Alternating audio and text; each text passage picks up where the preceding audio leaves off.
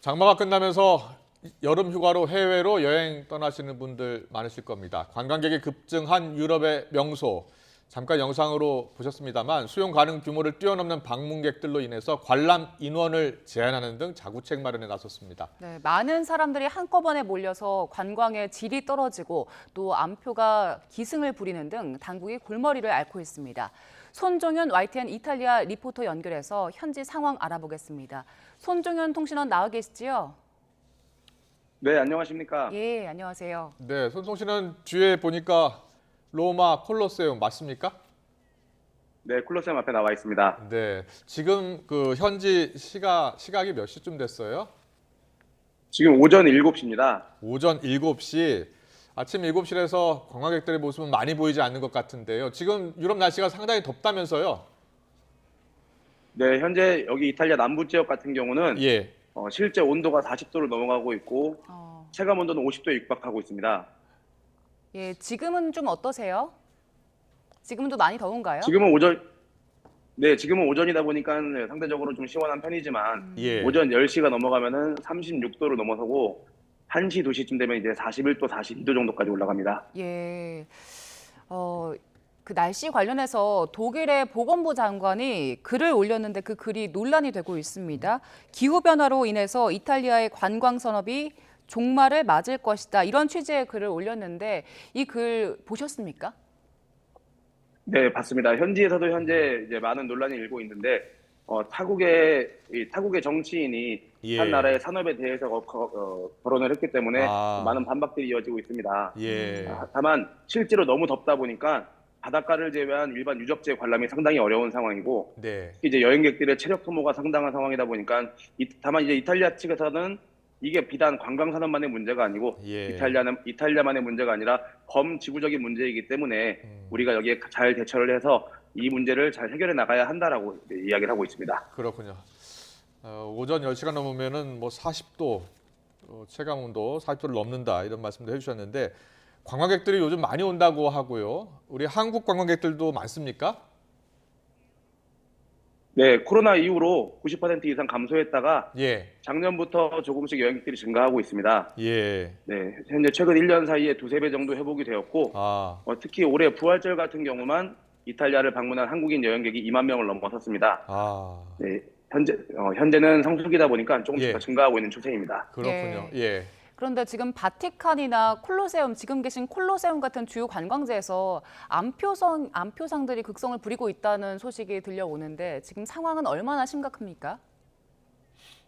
네, 현재 바티칸이나 콜로세움 같은 이런 유명 유적지들은 한 달에서 두 달 정도 시간을 두고 티켓팅이 오픈이 되는데 예. 오픈과 동시에 5분 만에 다 매진이 됩니다. 아. 현재 대행사들이 매크로 시스템을 사용해서 티켓팅을 하고 있는 것으로 보이기 때문에 예. 이 시스템에 익숙하지 않은 일반 여행자들은 현재 헤맬 수밖에 없는 그런 상황입니다. 네. 입장료가 이제- 얼마나 오른 거예요?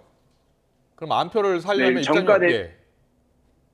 정가 대비해서 3배에서 최대 4배까지도 현재 거래가 되고 있습니다. 아, 그렇군요. 3배에서 4배. 그리고 공식 사이트에서 사려고 해도 사실상 살 수가 없는 상황이고요. 네, 그렇습니다. 예.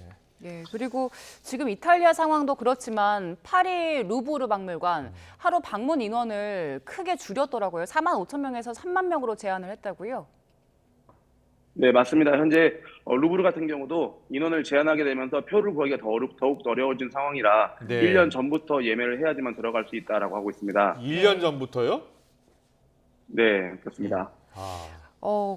그럼 관광객들 지금 많이 몰려들어서 일단 자구책을 이렇게 내고는 있는데 마찰은 없습니까?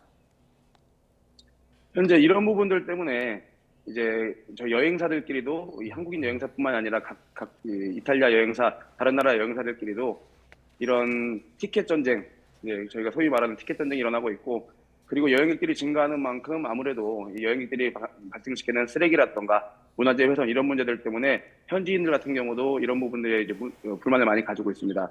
네. 이런 부분들이 결국에 나중에 나아가게 되면은 우리 한국인 여행자들이나 다른 나라 여행자들에 대한 인종차별로도 이어질 수 있기 때문에 걱정이 많은 상황입니다. 네. 그렇군요. 자, 이런 만약에 가서 구경을 하긴 해야 되잖아요, 여행객들이. 그런데 네. 암표를 사야 되는 그런 상황밖에 없는 거예요. 따로 들어갈 수 있는 방법은 없잖아요. 어떻게 그 표를 구할 수 있습니까? 현재 실질적인 방법은 미리 예매를 하던가 아니면 암표를 사던가 둘 중에 하나밖에 없는 상황이고, 예, 그게 예. 아니면 현장에서 티켓을 구매하는 방법이 있는데, 네. 이제 지금 자료 화면에 나가는 것처럼 저렇게 줄을 서서 아, 2시간에서 3시간 이상 100일 후 구매를 해야 됩니다. 그렇군요. 온라인으로 구매도 할 수 있고 저렇게 현장에서 일부 표는 판매를 하는군요. 네, 다만 이제 콜로세움 같은 경우는 가이드를 동반한 단체 여행객들은 현장 구매를 못하도록 규제를 하고 있기 때문에 예, 예. 개인 여행자들만 방문을 할 수 있어서 네. 단체 여행객 같은 경우는 무조건 업체를 통해서만 현재 구매를 할 수밖에 없는 그런 상황입니다. 예. 그렇군요. 예. 그러면 이 암표상 관련해서 정부나 지자체에서 관리 감독은 안 합니까? 네, 현재 이런 부분들을 현지 언론에서도 2년 전부터 다루고 있는데, 이게 이탈리아 현재 관광청에서도 조치를 취할 예정이라고는 하지만 예. 하루 이틀의 문제가 아닌데 사실상 아직까지 뭔가 바뀌는 부분은 없습니다. 오히려 더 그렇군요. 심해지고 있는 상황이라서 이제 이런 어떻게 진행이 되는지 세부적인 상황이 공유가 안 되고 있기 때문에 현지에서 여행사를 운영하는 우리 교민들 같은 경우도 굉장히 불안해하고 있는 상황입니다. 그렇군요. 우리 현지 교민분들, 관광업에 종사하는 분들이 많은데 여러 가지 어려움이 크시다라고 들었습니다. 우리 관광객들이 많이 찾아오고 또 우리 교민분들도 이제 생계를 유지하기 위해서 적극적으로 이렇게 가이드 해주고 하셔야 되는데, 그렇다면은 얼마나 큰 어려움을 겪고 계신 거예요? 이제 아무래도 티켓이 구해져야지 그만큼의 모객이 이루어지고, 그렇죠. 그 모객이 곧 회사의 수익으로 이어지기 때문에, 네, 아무래도 그런 부분들에 대해서 회사가 운영을 하는데 어려움을 많이 겪고 있고, 예.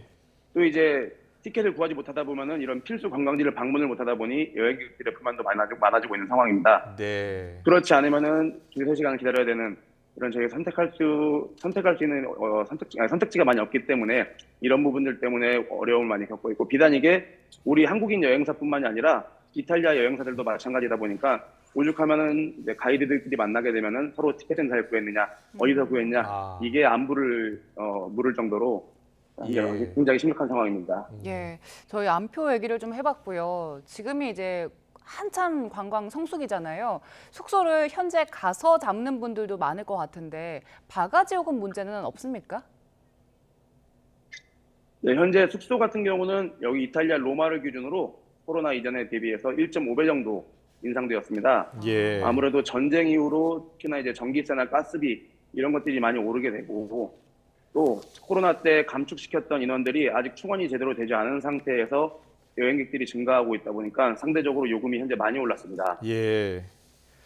자, 이제 여행 계획 잡으신 분들, 예약하신 분들을 위해서 몇 가지 여행 정보 좀 부탁드리겠습니다. 여행을 하다 보면 뜻하지 않게 긴급한 상황 맞을 수 있고요. 도움을 받아야 할 상황이 있습니다. 어떻게 대처하는 게 좋겠습니까? 네, 아무래도 가장 좋은 방법은 이제 대사관에 한국인 대사관이나 영사관에 연락해가지고 조언을 받는 것이 가장 좋고, 그리고 현지에서 오래 살았던 가이드나 교민들을 통해서 도움을 요청하는 것이 가장 좋은 방법 중에 하나입니다. 그리고 요즘은 이제 카카오톡 오픈 채팅을 통해서 이런 비슷한 경험을 했던 교민들이나 여행객들이 많이 있기 때문에 그런 것들을 통해서 정보를 얻는 것도 굉장히 빠르고 좋은 방법입니다.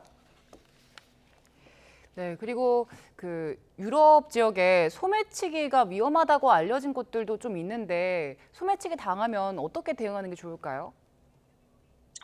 이 소매치기 문제가 제가 실제로 보는 소매치기를 당하는 피해자 같은 경우도 일주일에 한두 명씩 꼬박꼬박 보고 있습니다. 우리 한국인 여행자들이 가장 많이 당하는 범죄가 소매치기 범죄인데, 예. 로마나 밀라노 이런 대도시 같은 경우는 연간 소매치기 피해 건수, 신고 건수만 3만 건을 넘어갑니다. 그렇다 보니 우리 여행자들이 가장 많이 주의를 하셔야 되는 부분인데, 사실 이 소매치기들을 우리가 여행자분들이 한 번에 구분을 하기란 굉장히 이제 쉽지가 않습니다. 그래서 대중교통에는 무조건 소매치기가 있다라고 생각을 해주시는 게 가장 좋은 방법이고, 특히 고가의 휴대폰, 카메라, 여권이나 지갑들을 많이 노리기 때문에 이런 가방, 지퍼, 휴대폰 이런 것들은 손으로 꼭 쥐고 있는 것이 가장 안전한 방법입니다. 이게 우리가 쉽게 구분할 수 없기 때문에 그냥 사람이 많은 곳에는 소매치기가 있구나라고 생각을 하시면서 주의를 기울이시는 방법이 가장 안전한 방법입니다. 그렇군요. 네, 우리나라 여행객들이 가장 많이 당하는 범죄 소매치기라고 이렇게 말씀해 주셨고요. 좋은 정보 주셨습니다. 마지막으로 요즘 소개해주고 싶은 관광지가 있다면은요?